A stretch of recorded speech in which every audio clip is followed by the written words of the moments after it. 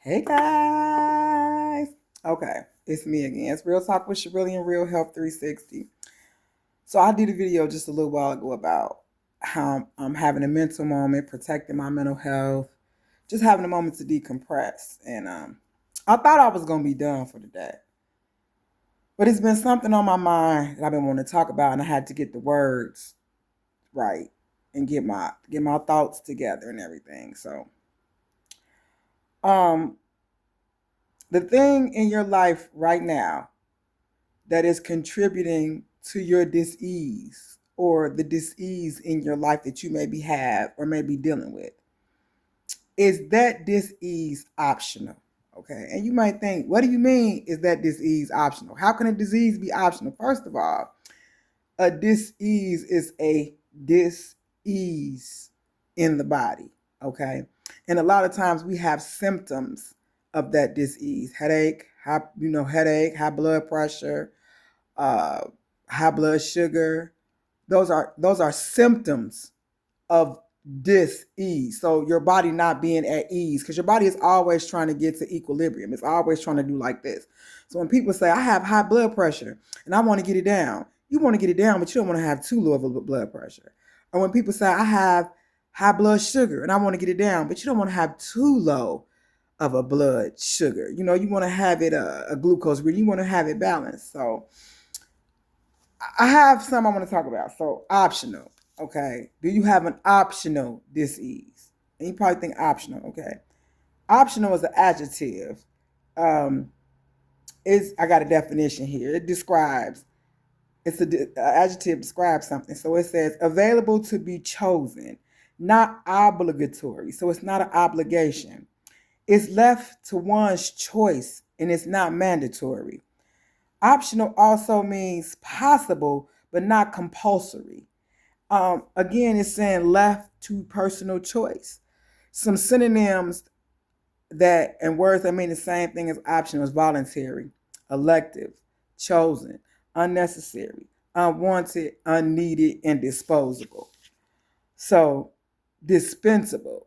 So, when you think about options, do you feel like your options are limited when it comes to your health and wellness? And if so, I want you to ask yourself why.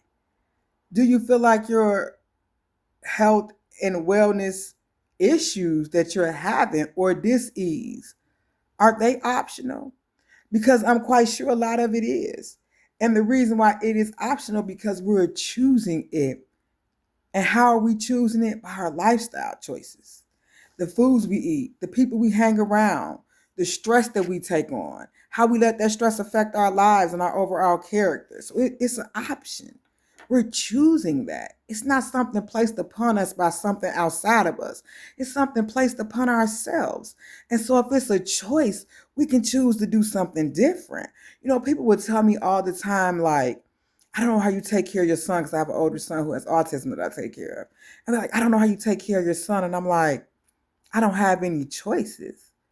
And they would be like, oh, yeah, you do. And for a while, I'd be like, no, I don't. But in reality, I do have choices. But it's how I choose to use those choices and enforce those choices in my life. I hope I'm making sense. So, like another thing I struggled with, high blood pressure. I was struggling with that. And I sometimes still have issues with my blood pressure, so I have to really watch it. But one of the reasons why it was an issue to begin with was because of the choices that I was making, the food that I was eating, the stress I had in my life, the people that I was around, and feeling trapped like I had to do certain things to, so to speak, please other people. I have to eat this food because I'm at the cookout. Or I have to go stop by this restaurant because, people are expecting me to be there and to eat. Like those are choices that I made. And it may sound simple, like, oh, it's simple to just say change your choices. It's not simple. It's something that has to be done with a lot of thought. You have to think about, I have choices when it comes to my health and wellness. Just like you have choices in what doctors you see. You have choices in where you work. You may feel like you don't have a choice, but you do. Sometimes we just take what we get because we feel like we can't get anything else and limit our choices. But we do have choices. We've been given free will. We took free will, so to speak. We have free will to make decisions and do what we want. But a lot of us are imprisoned by the invisible rules of the world, the invisible rules of society, that we think we have to do this in order to be accepted. We have to eat this food. We have to go to these places. We have to do these things. We have to speak this way because we want to be accepted. And something that really stuck out to me this week was rejection is God's protection. So when you feel like you're not accepted in a group, when you feel like you're not being heard or thought about, or you just on the outside looking in, just know you may be being protected from something far greater than you could ever imagine, something that could be detrimental to you. So think about your choices and how those choices affect your life. Because see, I'm on here talking about health and wellness, and I do these juicing videos and I have all this content, but I'm also talking about the renewing of your mind, letting go of the old and bringing in the new. Since this whole health and wellness journey for me, I've had to get rid of old clothes, old shoes, and stuff that was good. Like, it wasn't nothing wrong with a lot of this stuff, but you can't fit that new body into them old clothes. You can't fit that old way of thinking into this new mind. You can't fit that old food into your new body. Even though sometimes I really, really want to, and I'm not perfect, so please don't take it as me saying, oh, I'm perfect, and everybody be perfect like me. But I've really sat down and thought about my options and choosing. Do you have an optional illness? Is your illness optional? Is your dis-ease an option that you're choosing? And maybe you can choose something else to have that homeostasis in the body, that balancing of the body, that balancing of the mind. You know, the Bible says a divided house can't stand. So if your mind is one place and your body is something else, how does that work? You know, if you want to make these positive choices and better choices, but your body is telling you something different, which one do you follow? You know, it says the spirit is willing, but the flesh is weak. And we all have those weaknesses, but I challenge you today to challenge yourself. Say no to yourself. I have been saying for the last 2 weeks, I'm going to test my gangster. You got to be careful what you say. Because trust me when I tell you my gangster been tested. That part of me that's rough and tough, let's see how tough you are when you have to take your coffee away in the morning. Let's see how tough you can be when you have to take that gas station chicken away. Let's see how tough you can be when you can't spend the money that you know you don't have to spend. Let's see how tough you can be when you try but discipline yourself and be self-disciplined and tell yourself, no, I'm not having that. Now I'm not just the option. Because a lot of the illnesses and dis-ease that we have are options and things that we choose. And if you think I'm lying, look it up. You can say, oh, my grandmother had high blood pressure. My grandfather had diabetes. You didn't inherit the high blood pressure, the diabetes. You inherited the diet. And we don't think about that. So I invite you to take a look at your diet. Your physical diet, your spiritual diet, your mental diet. What are you reading? What are you watching? Who are the people that you're around? Where do you spend your money? Where do you spend your time? Who are the people that are influencing you? What are your beliefs about health and wellness? What are your beliefs about whether or not you could be well? What options do you? Because when you go to the store, you got all kind of options and choices. With all kind of people can't make you spend your money on something. We choose to. And I would invite you to choose and make options from a place of being informed.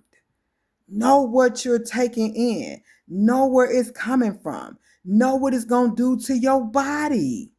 I mean, we so far away from all this. It's really sad to a certain extent that we got kids out here that don't even really know where apples come from. Or French fries. They think French fries come from. I was talking to somebody and they told me how the kids thought the French fries came out the bag and not a potato. Or thought chicken was chicken nuggets. That's a problem. That's a problem that we need to really sit down and tackle. What kind of things are you choosing today? What kind of options do you have? Are you using and taking full advantage of your options, or you just taking whatever somebody put in front of you? That's what anything. Because we choose who we have options of who we date, who we marry. We have options of where we spend our money, the people we talk to, the type of phone we use, the type of car we drive. We put all this thought and consideration into those things, but we don't put the thought and consideration into the options of the food we actually intake. Um, and that's for me as well. All this stuff I'm telling you guys, I'm working on it daily, working toward being better and being greater and treating myself better and treating myself greater. And the options are not, it's not about the options you really choose when you on top and things going well. What are the options you choose when you on the bottom and things not going well and you sad or you feeling some type of way? Do you lean into healthier options? Do you have a healthy way to de-stress? Do you have a healthy way to release anger? Do you have a sounding board? Is someone you can talk to about these things? Or do you hold them in? Because those things can make you sick. You know, my blood pressure was a little elevated. And I was like, why is my blood pressure elevated? I'm doing all these things, but I was holding on to some things. And I'm releasing those things slowly but surely, but being aware of them. Because that's an option. I don't have to walk around holding on to those things. I'm choosing to do that. And I can choose to let them go too. It's all in my hands, but it's a matter of how bad do I want it? Because sometimes we want to just hold on to those things and say, that's my story and I'm sticking to it. This is what happened to me and I'm sticking to it and that defines me. I'm not doing that anymore. And that's not an easy thing to say, and it's not an easy place to be in.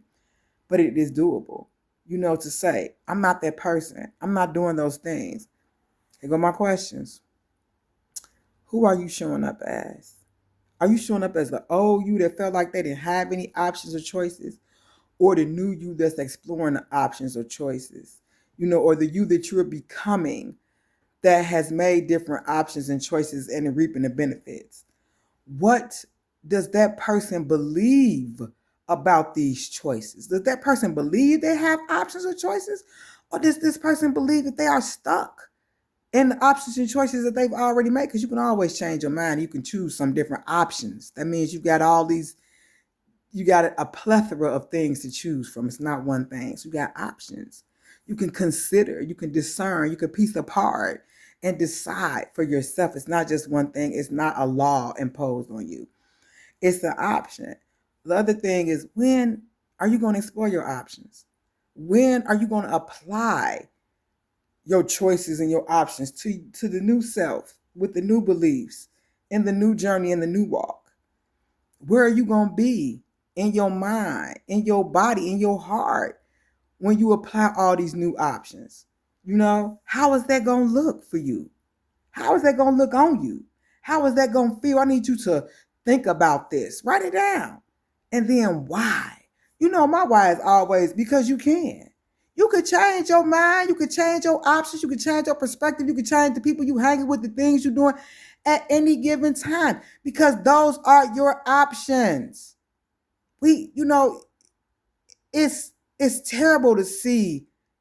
We put up a wall sometimes, thinking we're protecting ourselves from the world of other people, but really we are creating a prison for ourselves.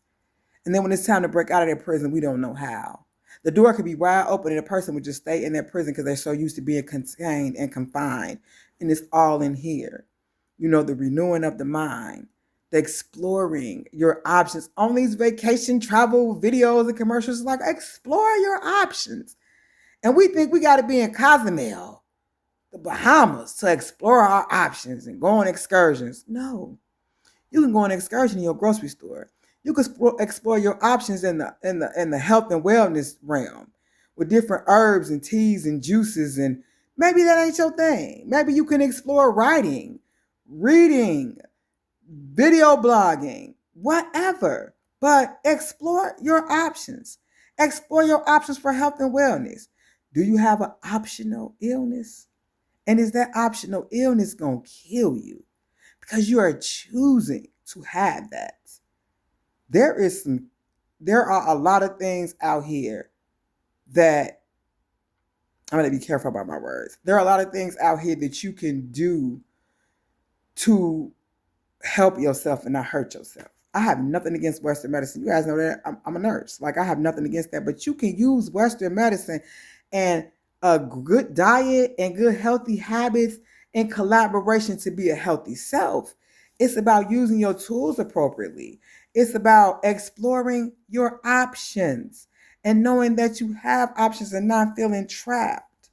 So, do you have things that are voluntary, elective, chosen, unnecessary, unwanted, unneeded, dispensable, disposable? Man, you can just get rid of it. It's optional. Because if you do, get rid of it and pick up the things that are indisposable, the things that are choices, the things that are necessary, you know, the things that you can do. The thing that got me most was the word voluntary. I'm like, voluntary illnesses, optional illnesses, choosing. Sometimes people identify with their illness. Oh, my back, I got that sciatica. I got this. We have to stop identifying with our illness. You are not your illness. You ain't your illness. You're not your job. You're not the amount of money you get in the bank. You are a child of the Most High God. That's where your identity is in Christ for the believers and the non-believers. Your identity is in none of this other stuff. So we cannot identify with these things because we become them. The things we focus on the most is the things we gonna draw in. I've been focusing on negative, like the what hasn't happened. But I changed my mind. It's like nobody focus. I'm focusing on what done happen and what's gonna continue to happen in the positive. Because see, fear and faith are the exact same thing. It's just your perception. Fear is the unknown. Faith is the unknown. The only difference is your perception of it. If you perceive something to be negative, it's fear attached. If you perceive something to be positive, there's faith attached. It's both the unknown, not knowing what's going to happen next. So in your mind, you create a negative outcome, that's where the fear comes from. But if your mind, you create a positive outcome, that's where the faith comes from. They're the same things, both sides of the same coin. It's just your perception that changes the one from the other. So if you're on this health and wellness journey with me, starve your fear. Don't feed it. Feed your faith. Feed everything that's going right. Feed everything that you want to become and that you are becoming. Feed everything that you are and continue to feed that.